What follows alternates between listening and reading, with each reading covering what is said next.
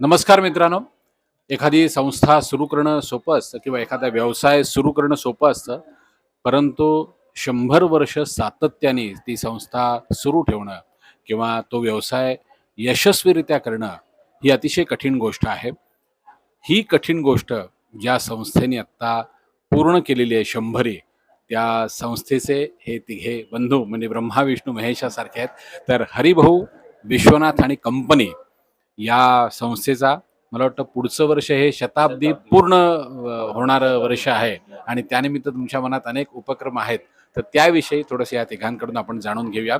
मला सांगा, या 100 वर्षांपूर्वी हरिभाऊ विश्वनाथ आणि कंपनी या संस्थेची सुरुवात नेमकी कशी झाली आणि कुठे झाली? मुंबईतच झाली सुरुवात? अ, हरिभाऊन हां, म्हणजे मुंबईतच झाली. हरिभाऊंचं त्यावेळेस हार्मोनियमवरती खूप प्रेम असल्यामुळे ते हार्मोनियम वाजवतही असत. म्हणजे आमचे जे आजोबा होते विश्वनाथराव, ते बालगंधर्व कंपनीमध्ये हार्मोनियम वादक म्हणून काम करत होते. अच्छा. तर त्यावेळेस त्यांना हार्मोनियमचं प्रेम झालं आणि नंतर मग हळू हार्मोनियम रिपेअर करायला सुरुवात केली त्यांनी. आणि घरोघरी जाऊन मग हार्मोनियम घेऊन यायच्या आणि रिपेअर करून त्यांच्या घरी परत पोहोचवायच्या. असा तो उपक्रम सायकलीवरती त्यांनी प्रथम सुरू केला. बापरे! आणि ते त्यांना नंतर मग हळूहळू असं जाणवलं की हे एखाद्या ठिकाणी आपण एका स्थिर जागेवरती आपण हा धंदा सुरू करायला हवा रिपेअरिंगचा. आणि त्यामुळे त्यांनी पत्र्याच्या शेडमध्ये दादर स्टेशन समोर हे हरिभाऊ विश्वनाथ कंपनी या नावाने हा उपक्रम सुरू केला. म्हणजे आत्ता आपण ज्या जागेत बसलोय इथे 100 वर्षांपूर्वी व्यवसाय सुरू झालाय हो, पत्र्याच्या शेडमध्ये. हो, हो. आणि बरं, बरं. त्यानंतर मग ही जी बिल्डिंग झाली त्या बिल्डिंगमध्ये हे दुकान आम्हाला मिळालं त्यावेळेस. आणि मग गिरगाव आणि प्रभादेवीचं दुकान हे केव्हा सुरू झालं काय? गिरगावचं दुकान जे आहे ते साधारण एक 3-4 वर्षांनी ह्या दुकानानंतर लगेच हरिभाऊंनी गिरगावचं पण दुकान सुरू केलं. त्यानंतर अहमदाबादला पण शाखा त्यांनी चालू केली. अच्छा. आणि त्यानंतर आता अलीकडचं म्हणजे साधारण एक 28-30 वर्षापूर्वी प्रभादेवीचं दुकान आम्ही चालू केलं ते. मी आता म्हणजे तुम्ही बोलताना बालगंधर्वांचा उल्लेख झाला, त्या हो, अनुषंगाने मला विचारायचं आहे. तुमच्या कुठल्यातरी एका दुकानाचं मला वाटतं उद्घाटन हे साहित्य सम्राट आचार्य अत्रे यांनी केलं होतं ना? हो. ते गिरगाव दुकानचं. अच्छा, अच्छा. ते म्हणजे आमचं जेव्हा शिफ्टिंग झालं हां. म्हणजे दुकान जेव्हा सेंट्रल सिनेमा समोरून आता आहे त्या जागेमध्ये सर्वंट सब इंडिया सोसायटी बिल्डिंग साधारण सरदार वल्लभभाई पटेल रोडवरती. तर त्या जागेमध्ये जेव्हा शिफ्ट झालं तेव्हा ते ह्या अक्षय तृतीयाच्या दिवशी अच्छा.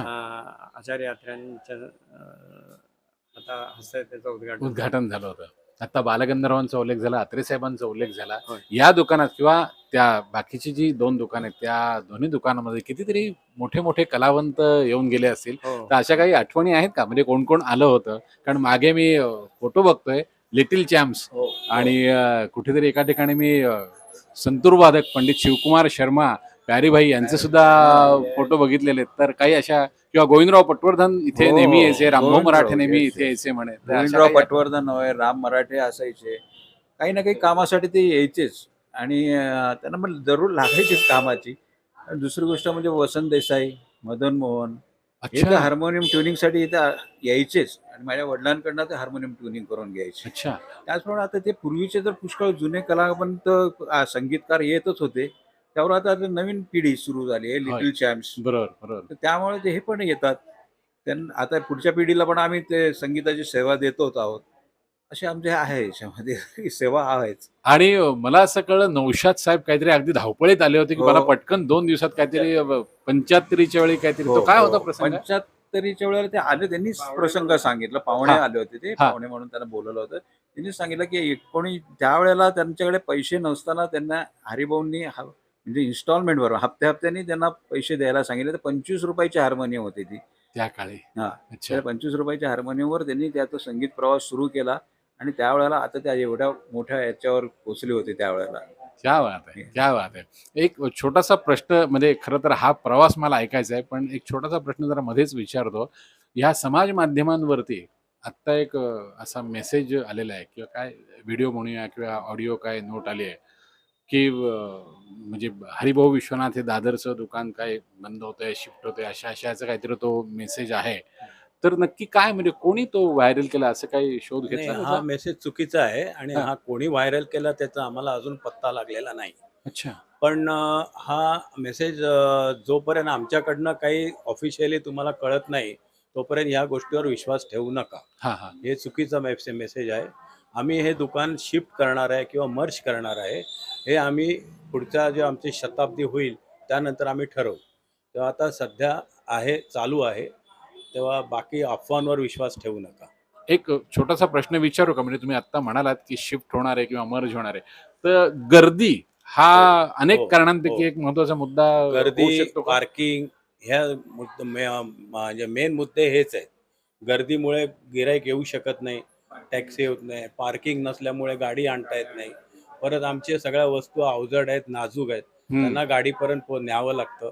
तर खूप अडचणीचं काम आहे आणि या ठिकाणी आता गर्दी वाढल्यामुळे ते आता शक्य नाहीये.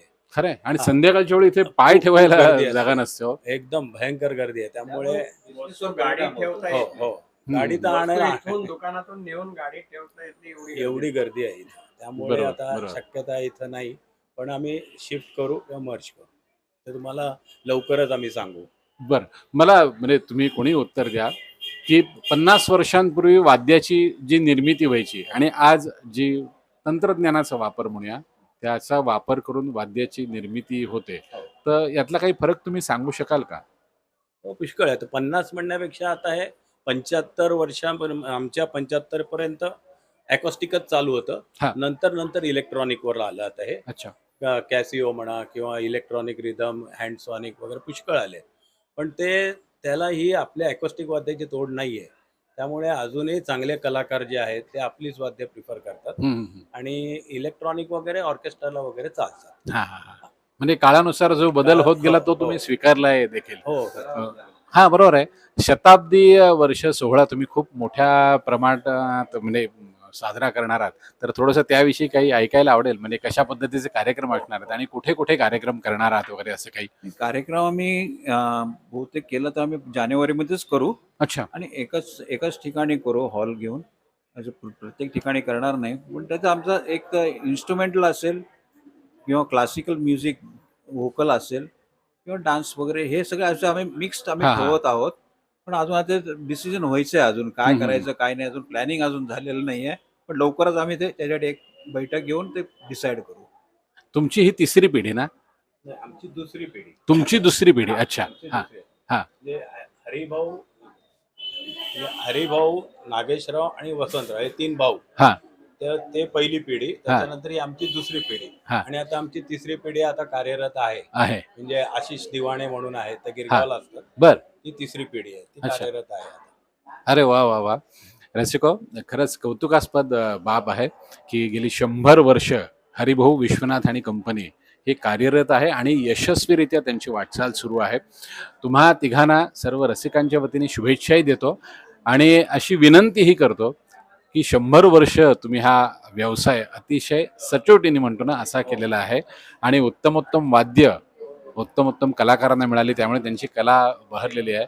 तर तुमचा हा प्रवास असाच अखंड सुरू राहावा अशी सर्व रसिक प्रेक्षकांच्या वतीने शुभेच्छा देतो आणि तुमचे आभार मानतो. धन्यवाद. धन्यवाद.